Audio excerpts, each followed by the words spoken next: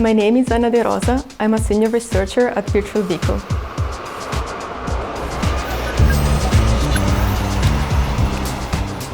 Virtual Vehicle is one of the most important research centers in Austria and in Europe, especially regarding the rail field. I work in the rail department and the field is the digital operation. This means that the projects I work in are aimed to improve the monitoring and the maintenance of the rail infrastructure and the vehicle component, including their mutual interaction.